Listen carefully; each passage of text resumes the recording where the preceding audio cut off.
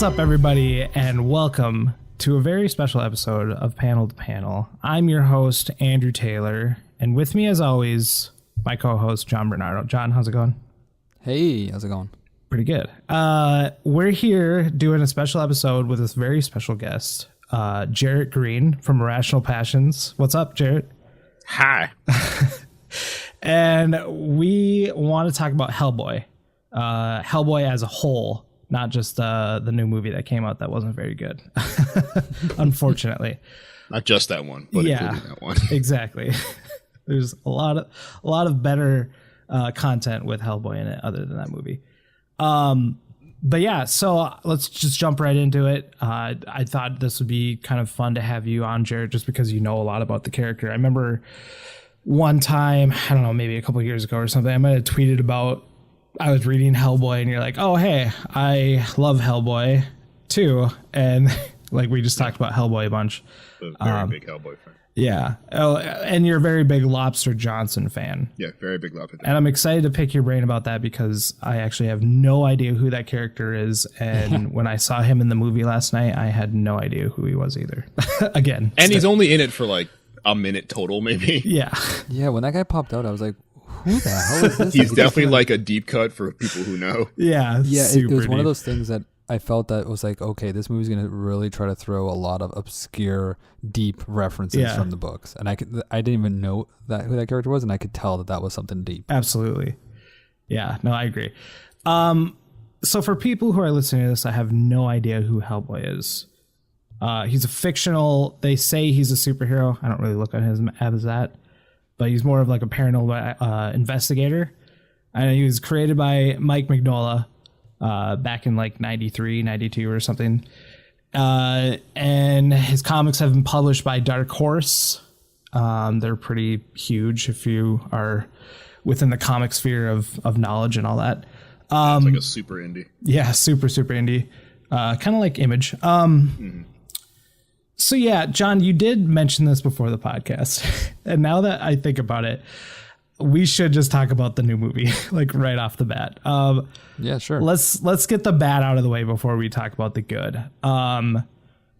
So if you're listening to this, you haven't seen the newest movie that just came out this last Friday or whatever, turn it off now.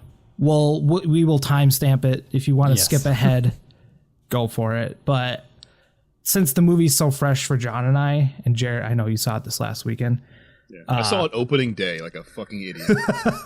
Like a true fan. I saw you. I think we were in the chat or whatever that we have on Twitter, and you're like, yeah, there's like some homeless guy next to me. Like, yeah. So I thought there was 3 people in the theater with me. And it turns out it was actually just one dude talking to himself in his bag of clothes in different voices. Well, hey man, that was probably more entertaining. I mean, until he fell asleep. And I was like, oh, it's just me in this movie now. it's wilding out there. So yeah, let's talk about the new movie. So, new movie starring David Harbour, directed by Neil Marshall. Man, let's talk about the bad first. Okay, so is there really a plot? Is there really a plot? So they took several different Hellboy stories that have similar relationships. Basically, a lot of there's like I want to say 2 big paperback arcs that involve King Arthur, and they kind of slapped them both together. Yeah, to make. And that's what I was going to ask you because I found that origin really weird. That's where he came from. And I didn't know if that was something that they made up for the movie or if that was a deep cut. So it's definitely the I guess we're spoiling it. Full spoilers. He is Arthur's like son is not necessarily correct. His spawn or like lifeline, I guess down the road bloodline. Yeah, that he is somehow blood related to King Arthur is not necessarily correct. Mm-hmm. He has that Excalibur is like a holy weapon. Is correct that the Lady in the Lake is a complicated character that may have she was kind of a siren but also like They repurpose her as not just the Lady in the Lake, but also basically every like European witch story. She is like she's like the queen of these witches. She's like England's Baba Yaga, who's also in the movie. Oh, was it he? She, Baba Yaga. Oh, sorry, I thought you said he. I was like, that wasn't a he. No, they made great effort to let you know that she was not. that was definitely a she. Yeah. But it's close. Like it adapts it to try to make it make sense for like a movie, I guess. And it's not necessarily the worst adaptation. It doesn't make a lot of sense. Yeah. Like, this descendant of Arthur just kind of fucked the demon once and was like cool, got pregnant, and then they drug her to hell to have a baby. Yeah. See, that was a really cringeworthy moment in the movie where it just felt super ham-fisted, where it was like, this is like she had sex with a demon or something. And I was like it's a demon. Like, it's not like a man shaped like a demon. It's not like a Devil May Cry demon. Yeah. Yeah, exactly. It's just a demon-ass demon. Yeah. It was really weird.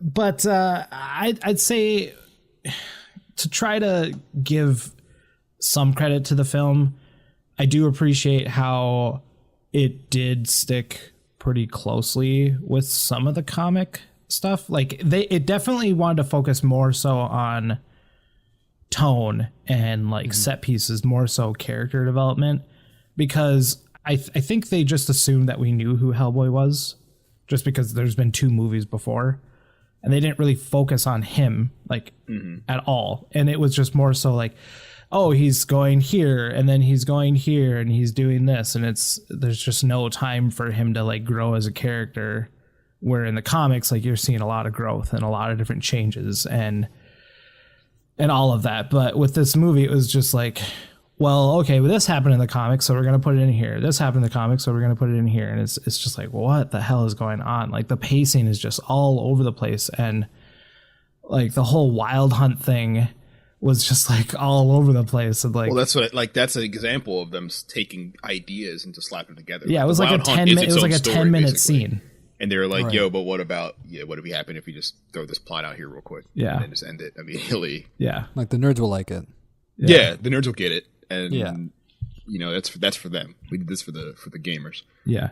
It's weird. They didn't hold back, though. Like, they like, as much as it didn't make sense, they really tried to make it as obscure and as random as possible. And I felt like in the end, they ended up making it more generic, and it felt like something that would have come out, 10 to 15 years ago, where it's just a very cookie cutter pieced together movie. Yeah. And like they spend not enough time on anything. So it's like, there's a whole lot of nothing happening. And the things that they spend a lot of time on, even just screen time, seems like weird choices. Like at the end, when demons happen, they spend like 5 minutes of just demons killing people in the streets. And you're like, which was crazy, man. Yeah. I was a little uncomfortable. Yeah. And and that's my problem, right? Like, it seems like the tone was amiss too. Like, this is clearly a movie that got a rated R, and then like Neil had no idea what to do with it. So like, let's just write a bunch of more F words and show lots of crazy decapitations and shit. Yeah. Like, whatever. Like, this is a movie that did not have to be rated R. No. To be good. And I felt like a lot of the gore and the violence, really, it was sprinkled throughout the movie, but I feel like it was only at the end where they went nuts with it. Throughout the movie, it wasn't as bad as what happens at the end. And a lot of it is kind of just like when he fights the giants, like that's pretty, like some of that's a lot, but like not, it's exactly. Like he hit a giant in the head with an axe and like his head is open now. That's but like happens. At the end, like people were being the end is wild. Apart. Oh my God. I was not prepared for that. Like a demon rips like a person's face off and then and then like under the face and then like wears them. Yeah, and puts them on like a staff and like, oh God. And I don't know why. Like, why? And there's just we like did it. Hell sucks. My favorite part was there was just no repercussions for any of that just happening. Yeah, he puts the sword back and then like, or not even back. He just puts it in the ground and then like the hole in the earth closes and he's like, all right, well, cool. He's like, I saved the world. A bunch of people died, but I saved it. Guess I'll leave. One thing I got home last night and I said to Liza, because we were going to go see it this past weekend and then something came up. I returned the tickets and then I was like, oh, do you want to go with me on Tuesday? She's like, I saw the reviews. No. Fair. Yeah. She's like, I'm good. And I was like, all right, well, I still want to see it. I have A-list with AMC and get free movies and all that stuff.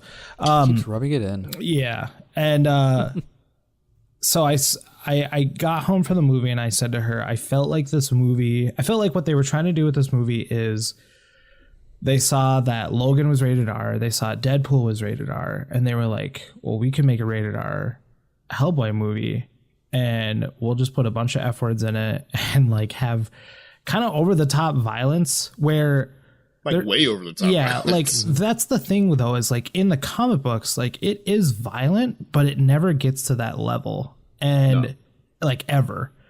And I just was like you said, I think there was just a point where they were like, well, all right, well, it's rated R. So yeah, let's just put a bunch of F words and make it pretty gory.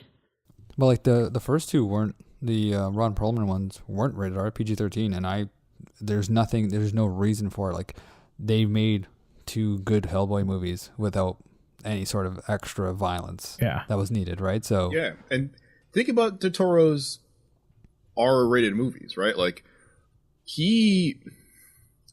Blade 2 is rated R, because Blade cusses, and we get it. And Ron Perlman's in it, being Ron Perlman, being surly. Oh my God, he is in it, and it's a lot.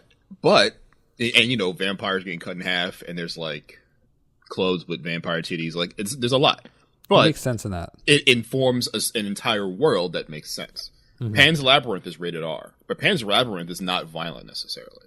It's creepy, and it's like super duper creepy, but it's not. It's rated R on purpose because it's not just creepy. There isn't a creature there who just eats children because that exists. But that's a good movie. The problem is it's also about a child in the middle of a war zone who has to live in an adult situation. Yeah. And that is not something that a child who does not live in that situation can sort of recognize. Like you have to kind of be an adult or have lived long enough to be able to rationalize in your head when you watch the shit's about to happen to you. Mm-hmm. Sometimes being rated R isn't just using the F word a lot or having sex or like intense violence. Sometimes it is just adult situations, which is kind of like why Logan is rated R.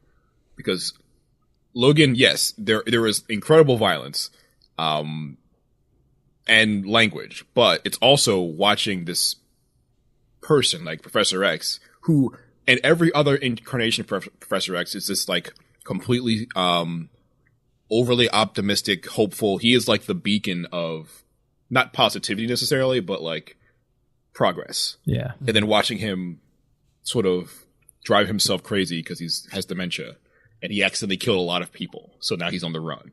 And watching this super hopeful sort of figure kind of collapse and turn inward and become like this kind of black hole who he himself can't even really understand or control anymore. And he doesn't really want to. Yeah. Like watching someone like that turn into someone like this might be hard for a child to understand. That's why it's rated R. Yeah. Watching Logan as a complicated character made us live for hundreds of years and found ways to justify being good for a long time, but now he's run out of reasons to do that, and is slowly dying. And you have to watch him accept his death. Like that's a lot. That is if you took out all the F words and violence, that's still a lot to deal with. Yeah, it's pretty heavy. And that's why it's rated R. This is rated R because he just wanted to say the F word a lot. Like yeah. And it's super bare and naked, and it's kind of sad. Yeah, I mean, like, we could talk about how bad the movie was for a while, but it sucks. Like, especially with someone who I enjoy the comics. Like, I don't know as much as you do, Jarrett, but like I just enjoy that whole like universe, that world that's built within the comics, and like Del Toro touched it a little bit in his movies. And I felt like with the second movie with the Golden Army, I felt like he kind of went off on his own and kind of tried to build his own world using Hellboy. I'm not sure if you agree with that, but in a way, yeah, because he really got to this flex, like yeah, to go bigger, create like fill out the sort of mythology he's been playing with, but also be able to make the crazy sort of costumes and yeah, exactly. Yeah, it was a very Del Toro movie. Yeah. Yeah, that's exactly right. It was a very Del Toro movie, and it was cool to see him do kind of what he wanted to do with Hellboy in that movie. And it was just a bummer to like see that sort of creativity with a movie like that and then not have any of that implemented into this new movie. And like you said before, like was just a bunch of ideas, a bunch of comic arcs thrown into one movie, and then like some really gratuitous violence and then some F words. And then they just slapped a rated R on it and then put it out in theaters. Like, it sucks. It really is disappointing sucks. Because honestly, I think Harbert did a good job as Hellboy. Yeah, I agree with that. He tried his best for sure. What do you guys think of the costume versus like this costume versus Ron Perlman's costume? I think I feel less about the things he wore, so much about his head, right? That's the most dramatic part. That's the most dramatic departure from the book is his head. He looks way more gnarly. Like his hair is like wild. Like that's not really how he looks in the comic books. Partially because I think Mignola has an idea of like an old school sort of badass dude who has mutton chops, and there's also this idea that Hellboy wants to appear as normal as he can. So like combing his hair and tying it back and like having a face that can look as face-like as possible, minus the horns and being red. It's something he's self-conscious about. This Hellboy is like not self-conscious about it at all. He's kind of just out here. I think it's an interesting take, and for what he wanted to do here was make like a super sort of balls to the wall version of Hellboy, if that makes sense in this world. Yeah. And when it started, I was into it. Like when it started, I loved how they didn't try to do the same origin again. Well, they did, but a little bit differently, and they did it in the middle of the movie. And I like that. Like I like that they didn't start with the origin again, so you didn't feel like you're treading the old ground. Yeah. But then it just started to feel like things were just being thrown at the wall again. And yeah, exactly. Right? Throw it at the wall and see if it sticks. I mean, it sucks, but who knows what's going to happen at this point. And yeah, I've obviously seen a lot of people say, well, should have let Del Toro make a third movie. And he didn't want to. Yeah. I mean, it is what it is. So what do we like about it though? Because there's some good stuff. I do like the at least somewhat effort into putting certain comic book storylines in there. Like even though Wild Hunt was so short in that movie, it was still kind of cool to see that be on screen, even though the ending and how it ended like so abruptly, and it just didn't really like flow well with the movie at all whatsoever. Like, guys, I got to wrap this shoot up. Yeah. And then like I thought Baba Yaga was cool, to be honest. I know that like they definitely made an effort to make sure that we know that she's a chick with like her saggy ass boobs. It just like yeah. As a costume and as like a character that is supposed to be bizarre and not of this world, but like living amongst us, it's cool. Yeah. I think what's weird is that they completely just leave that plot line. Yeah. After he leaves the building. They're trying to set up a franchise, obviously, right? I guess maybe they were like, hopefully we get a number 2. Yeah. Yeah. But I don't know if that's really going to be the case here. Yeah. I don't think so. We'll see. We'll see what it does overseas, but it's not looking good here. Yeah. But yeah, it's going to have to destroy overseas. Yeah. But even with the way the reviews are coming in, I don't see it picking up like the way the original one did. Yeah. Yeah, it sucks. Now, I don't want to do comparisons here or anything like that, but growing up with the Del Toro movies, how overall as a whole, because I've actually never really talked about those movies before with anyone to like a deep extent. How do you feel about those movies in relation to the comic books? Jarrett, I'll go with you first. I felt if they did anything right, it's like the bizarre sort of world of the comic books, I think, was very well expressed in the Del Toro movies. It's not over the top, but it is like fantastical, especially in the second movie. Yeah. Where, he literally walks under a bridge and into like an entire world that kind people of like, don't know are there. Like Harry Potter, kind of. Yeah, it's like walking into Hogwarts. Yeah. But everything there is weird. And it's a lot, but it's not and it's in your face, but it makes sense. Like everything, these are just demons and monsters out here just chilling, like kind of just living under a bridge, not really wanting to get anybody's way. And every step of that he takes in that little tour to see them all, makes sense. And it reminds me of Mignola's panels, where like his panels can get dark and in some cases violent, and normally they're very twisted and kind of like bizarre, but and they inspire some sort of maybe not wonder or fear, but like an introspection. And I feel like Del Toro does that well.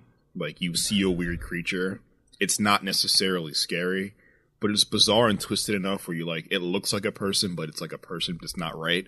And then you start thinking about like, and you think about it a little bit more than you thought you would because you're a person that quote unquote is right. So now you have to kind of put yourself in that position, and it's weird. And that's kind of the magic of these books and those movies. It's like you feel the same sort of subtle weird about everything, but there is like a weird like magic over everything that can make things feel strange if you look hard enough. Absolutely. Yeah. John, how about you? Like, how do you feel about those movies as a whole? Because I'm assuming that was kind of like your first introduction to Hellboy. Yeah. That was actually my first introduction to Del Toro, and it's kind of where I started to really enjoy his movies. Since I just rewatched the first one, there was a lot of stuff I liked about it. I don't remember the Golden Army too well, but seeing, rewatching, like Jared was talking about, rewatching some of the old trailers, I really like the world that he was creating. I like how everything was more practical effect versus CG, whereas, in the new movie, very CG heavy. Yeah. Like it's littered everywhere. So that's one of the things I appreciated about it, was how practical it was. Overall, I appreciated the story, the pacing, the character development that they had in the original one. Just overall, it to me, it's a series I was always interested in, because of what Del Toro presented in that version. And even Ron Perlman, his presentation of the character, I felt was really good. Not knowing the comic character, I don't know how accurate it is to that. I mean, I've read a little bit of the book, but not to the extent that I can connect the two. But I really liked his delivery and the way he was as a character. Yeah. No, I agree. I mean, that first movie was like my first introduction to the character ever. I didn't know who Hellboy was. I kind of have a funny story about that. So back, I don't know, when did that movie come out? Like 2003, 2004? I believe it was 2003. Yeah. Maybe. Yeah, 2003 or 4. Yeah, I think it might have been 4. So like, we were getting like those comic book movies, but like with the MCU wasn't a thing yet. And it was just kind of like the standalone X-Men movies, standalone Spider-Man movies, whatever. I think the Hulk movie probably came out the year before, if I can remember correctly. And I remember because my family and I, it was like my mom and my dad and me, we were in Kansas City for like this religious convention thing. Oh boy. And I just remember my parents being like, oh, we should go see a movie. And like, of all movies, let's go see Hellboy. And like, my family is like uber religious. And I'm thinking to myself as a kid who I was younger, so I didn't really have like any choice, I guess I could say. You know what I mean? Like I didn't know, but it just felt wrong. Like I was like, we're seeing a movie about a guy named Hellboy, like, but we're religious. You know what I mean? And I think my parents must have just done some sort of research where they were like, oh, well, he's like, the spawn of Satan, but also like but for good. Yeah, but like for good. And so like, oh, let's go see this movie. So it was that sort of thing probably. Because I remember like my older brother used to be really into Spawn, the movie.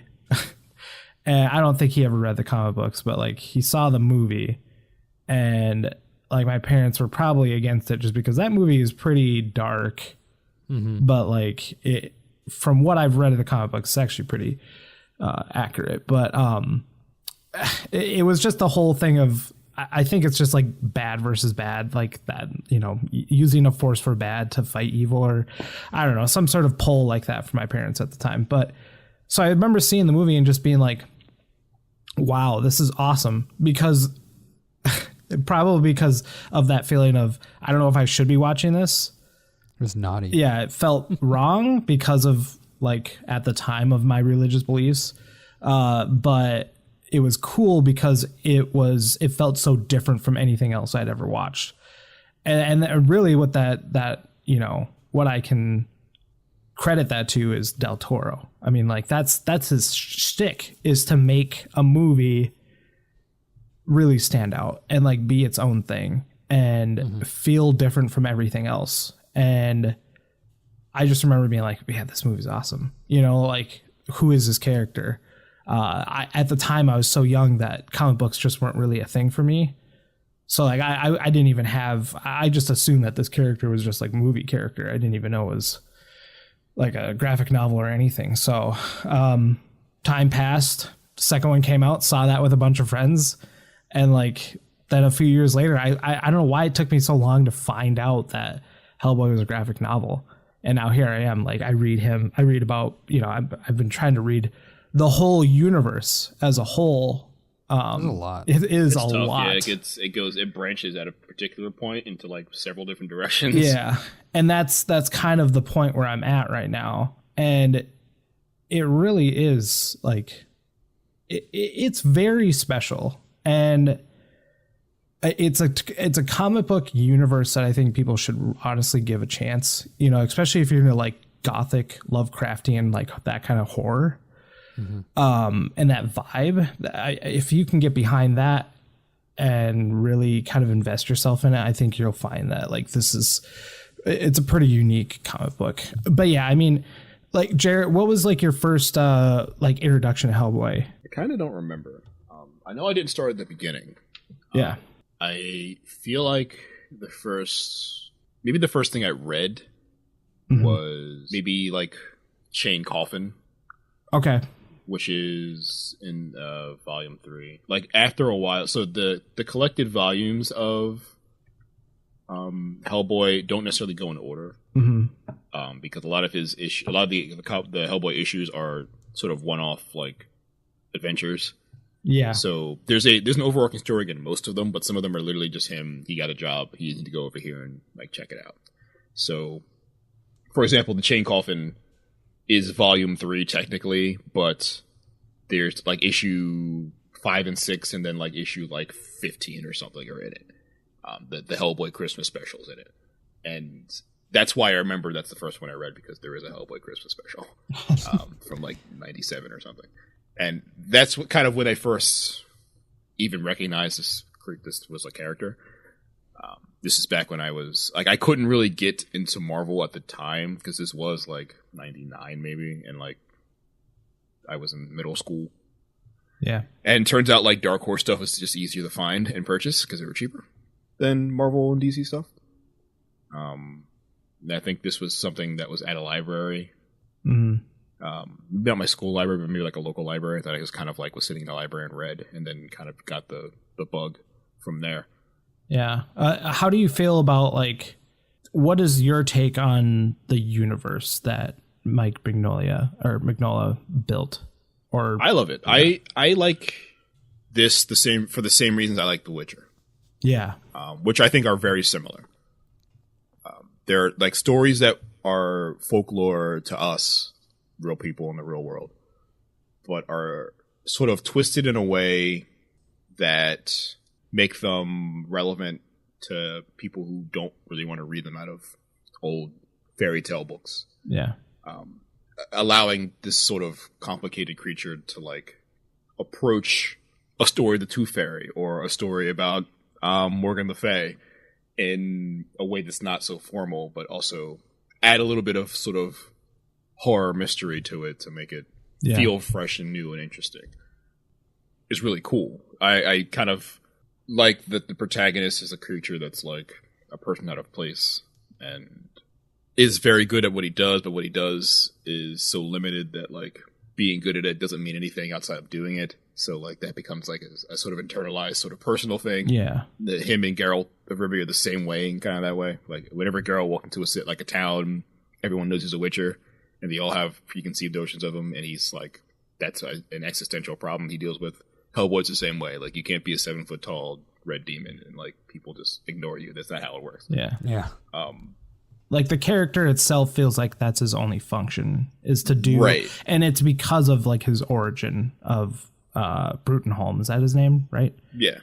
And his relationship with people, anyone who's kind of like appreciated him more than just in passing acquaintance, is interesting. Mm-hmm. I think it's a great story about he's a great character that represents more than just kind of like a horror trope. He kind of represents a person who is out of place, feel out of place, but has something to offer and wants to know more about like what people see in him, and try to use that relationship with the people who want to support him in ways to carry that into a better sense of being. Like, that's kind of like Hellboy's entire complex, is like, how can I be more than just a demon from hell?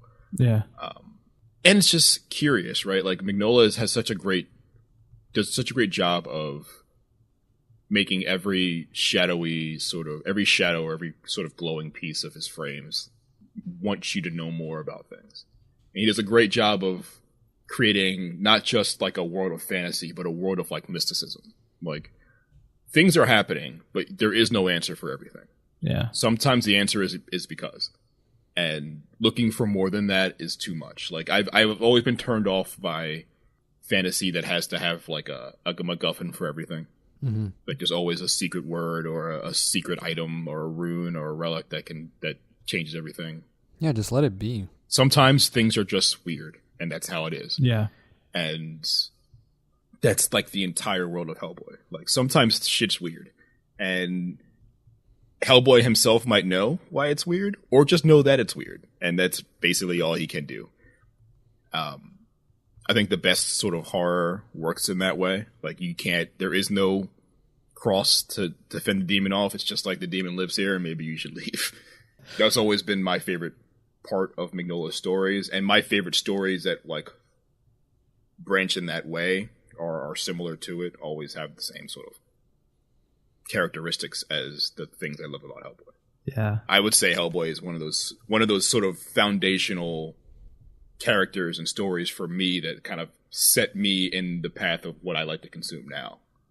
Yeah, that's interesting, because like you were saying before, there is that draw with the comics that I think what most people are used to is having information spoon-fed to them.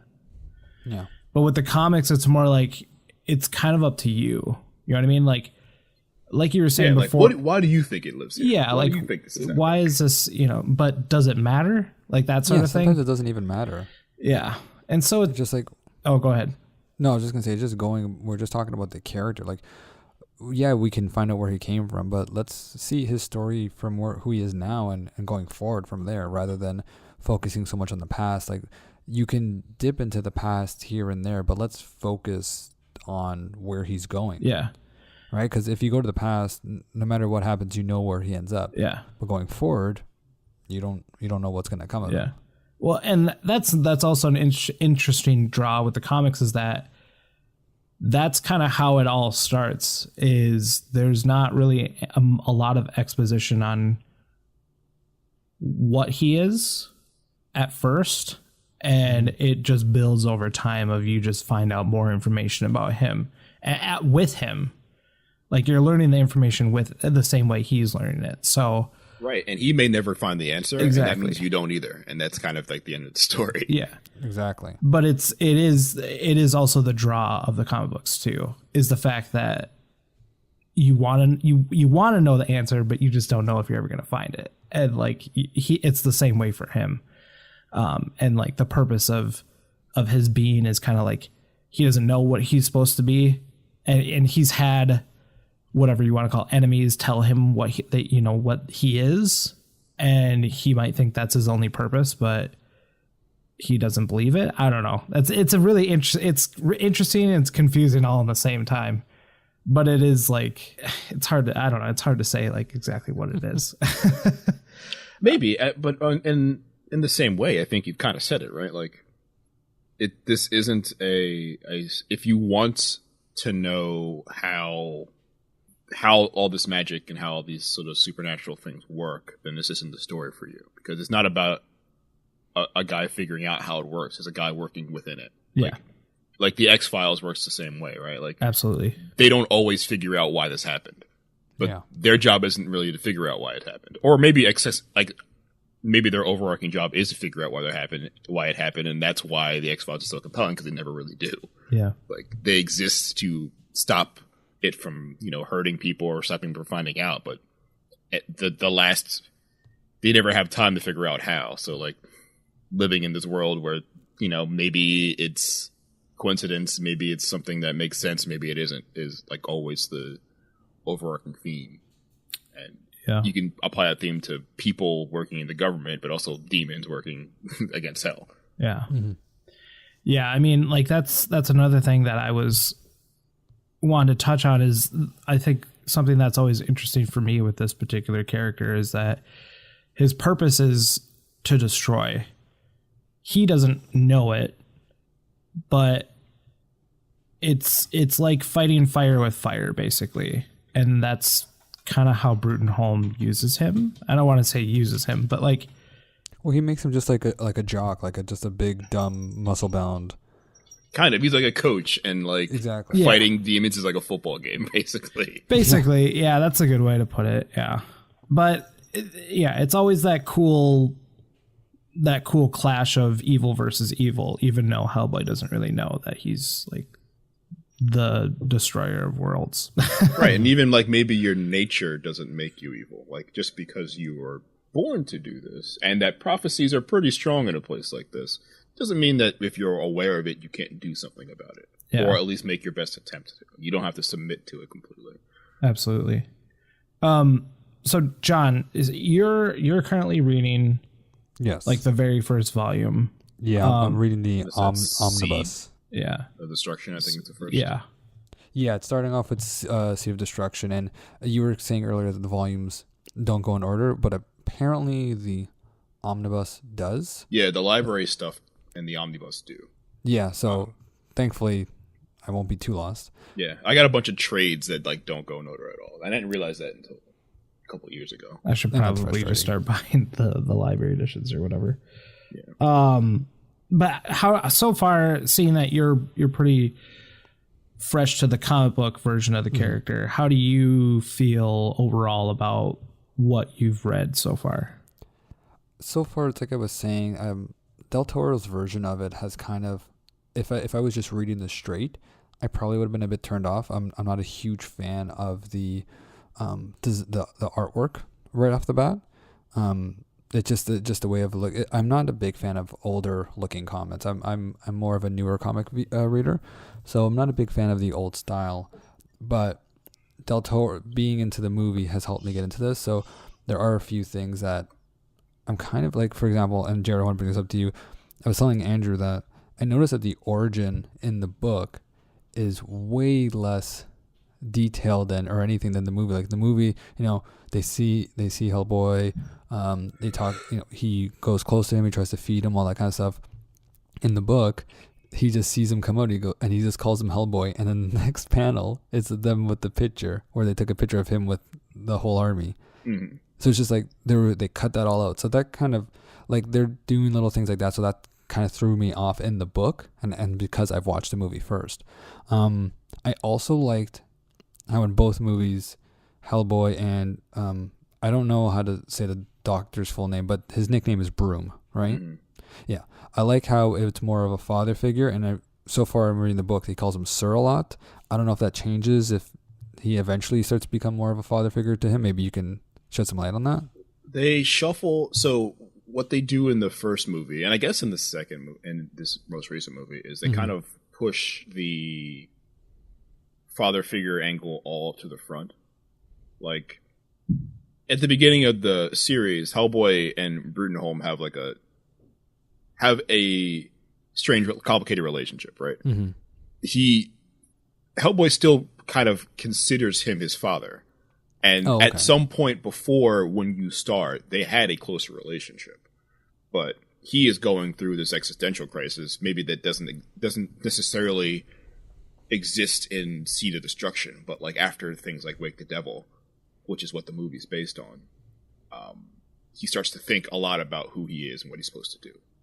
Okay. And how his relationship has been colored by that. Like who around him is lying to him, right? Or who around him is like, who knew that he's destined to be this incredible sort of apocalyptic threat and didn't tell him, or has been trying to hide other things from him because they're not so sure how he'd react or whatever.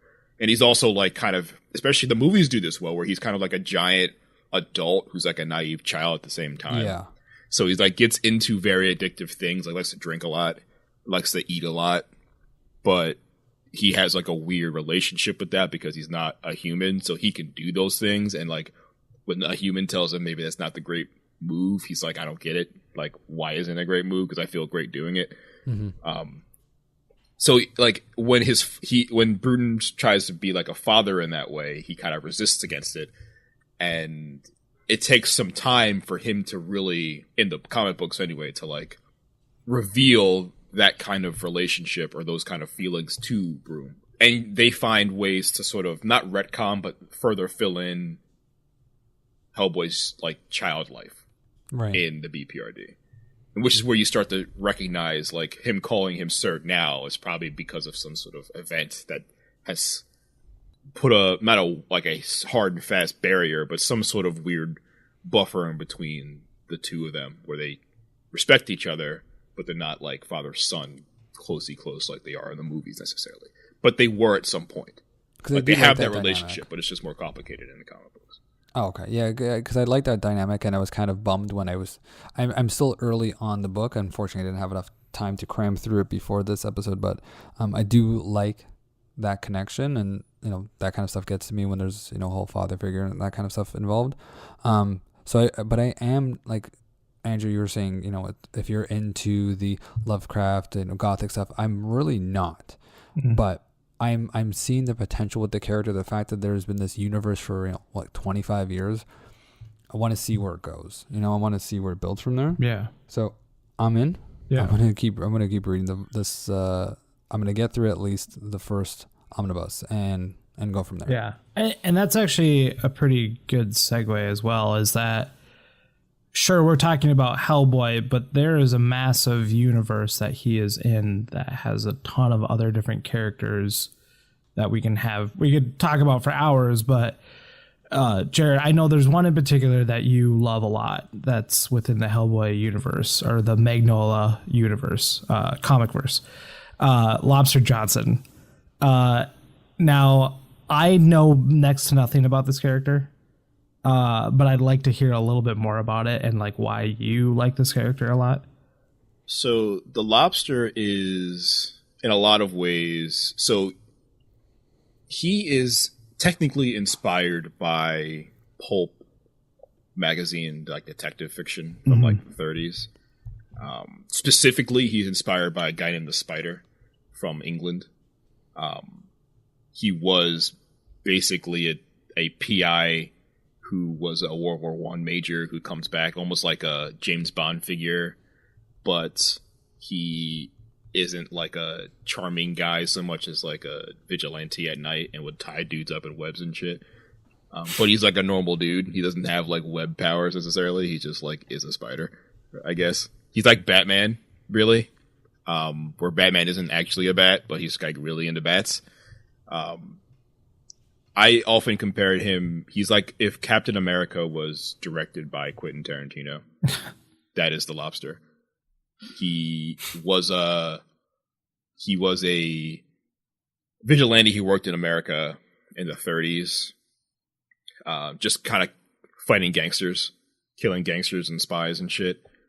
But then the war started, World War II started, and he was like, who really needs me? The soldiers. So he went across, like overseas, and started hunting Nazis. And was very good at it. Found a sidekick, and the two of them were basically behind the scenes, like hunting Nazis, basically, and stopping big Nazi projects. But he has a series of like kind of unsuccessful missions that start to catch up to him in like the late 30s. And the one that killed him, well, one of them killed his sidekick, who he was very like attached to. Mm-hmm. Like Nazis were trying to like hijack the Manhattan Project, which was the scientific process and code name for what would become the atom bombs. And he was like thrust into this world of vengeance, and then tried to stop Nazis from launching a satellite in like the 40s, like maybe 1940, and died doing so. But his death was not the end. He kind of haunted the particular parts of the BPRD, like headquarters, mm-hmm. or like places they've been, like I think a graveyard where they find him first, and kind of like the ghost of Rasputin, which in the first movie is kind of like who he is. Like that Rasputin is a man who died a long time ago but came back because of dark magic and like his will. Yeah. Lobster Johnson is like that, but like if Captain America did it. You know what? It's funny you say that, because as soon as I saw him, I'm like, what the hell is Captain America doing in this movie? Yeah, he's from the 40s. He's an old school dude, and what he does is he runs around and kills people, and then brands like the lobster claw on people's faces so that they know who's here and know who did it. Yeah.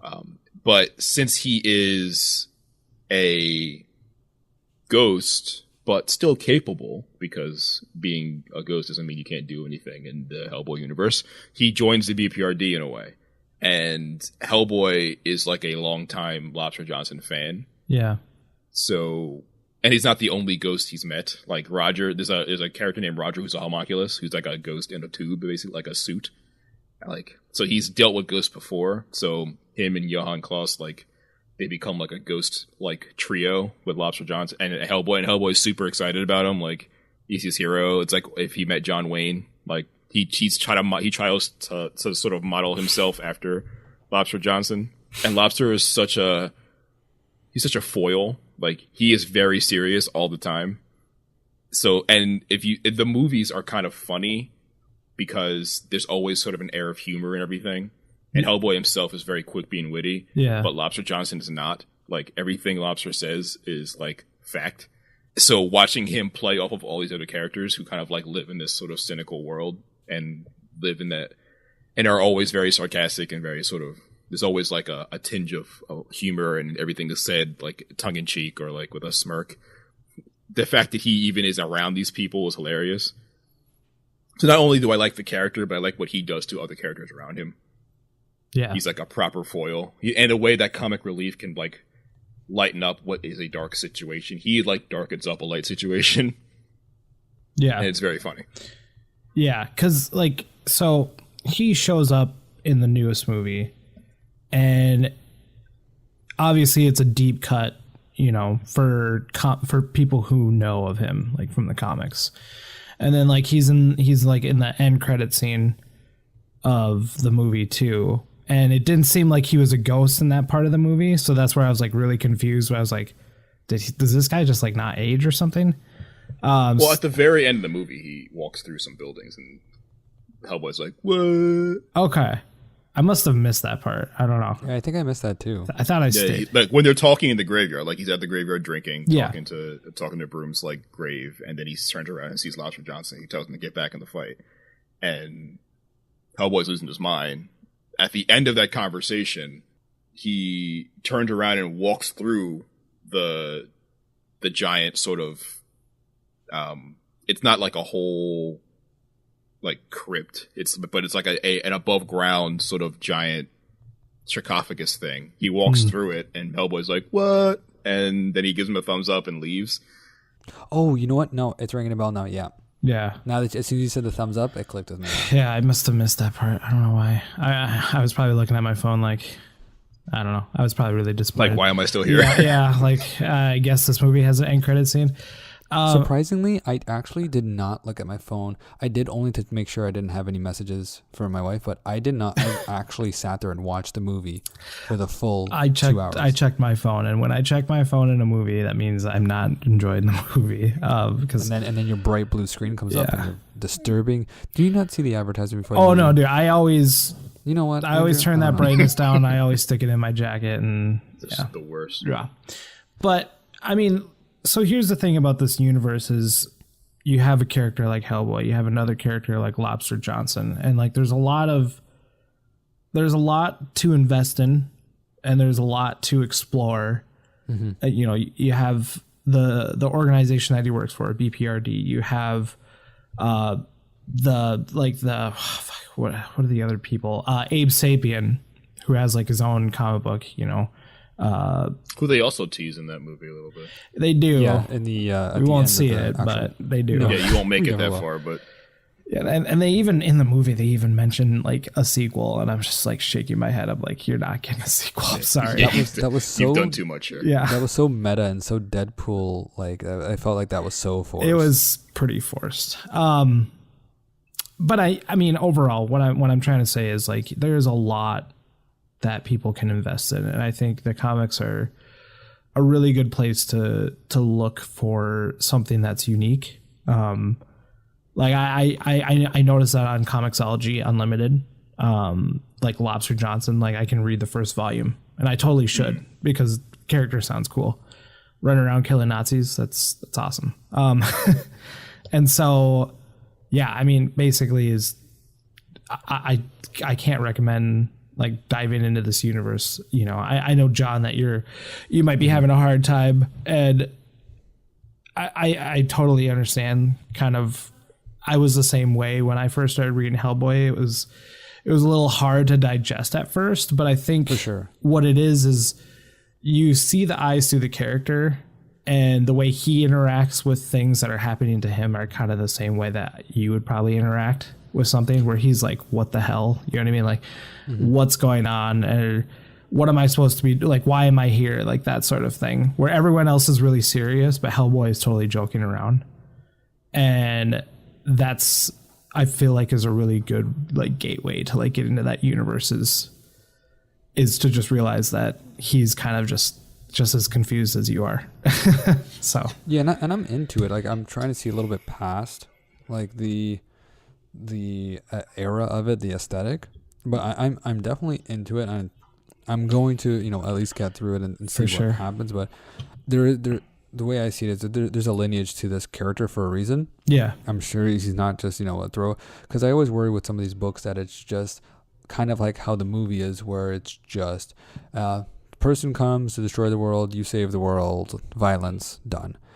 But hearing you guys talk about it makes me feel like there's so much more to the character, and that excites me, and that's something I really want to dive into. I mean, something I guess you could probably relate it to is kind of like Supernatural. If you've ever watched that TV show, it's like what's the monster of the week sort of thing. I mean, there is an overall like story arc, and it is like development for him, but like a lot of the time is you'll open up a Hellboy comic and he's just like in this other place. Like he's just in Mexico, like hunting werewolves or something like that. You know, like it doesn't matter how he got there. He's just there. Yeah. The beginning of the movie is kind of a direct piece of Hellboy in Mexico. Yeah. Yeah. Where a friend of his is a vampire and he didn't know, and they have a wrestling match. Yeah. And I like that. I like that it's not holding your hand. Like just throw me in there. I'll figure it out. You know what I mean? And if you as the writer feel like it's getting a little too convoluted, throw in a little you know, it's like a side story. Like that's totally what it is. Like right now I'm reading like I think it's like Hellboy Into the Sea or something, and like the beginning of the book or the story, he's just like tied up to a mast on a boat. Or like he's in the sea, but then he like gets captured and he's like tied up to a mast on a boat by like a bunch of sailors. It's like, why is he in the sea? I will never know. Like there's how he got there almost doesn't matter. Yeah, it doesn't. You know how he got there because he's an adventurer and he gets places. Like yeah. So that's something I really enjoy about the comic, is it doesn't matter how he got there. He's just there, and he's got to just deal with it. but yeah, I'm glad that we were able to have this conversation, just because I think that there's a really unique pull to this character, into this universe, and I'm glad we were able to do that. But that's going to do it for this special episode of Panel to Panel. Jarrett, thank you so much for coming on, talking about Hellboy. Not a problem. I'll be bugging you a lot about Hellboy in the future as I continue to read it. Tweet at him. It's real good. I'm gonna read Lobster Johnson later tonight. But everyone, we want to thank you for listening. Appreciate all the continued support. If you haven't already, we'd greatly appreciate it if you left a review. If you want to follow us on Twitter, you can definitely go ahead and do so. You can follow the podcast at PanelPod. You can follow John at John S. Bernardo. And you can follow me at Papa Jew Bear. And Jarrett, where can they follow you on Twitter? Follow me at Jarrett Jawn. I was going to say follow me at Irrational Passions, but I don't tweet there. That's like George territory. Plug it, we'll follow you. But definitely follow me at Jarrett Jawn. Yeah. There will definitely be Hellboy takes in the future. Yeah. But they can follow your work at Irrational Pod, right? And a lot of places. Honestly, the best place to follow my work is at Jarrett Jawn, because I do a lot of my work at Irrational Passions, but I also freelance other places. Yeah. Cool. And I'll be plugging those there too. Awesome. All right, everyone. Thank you so much. We'll see you next week.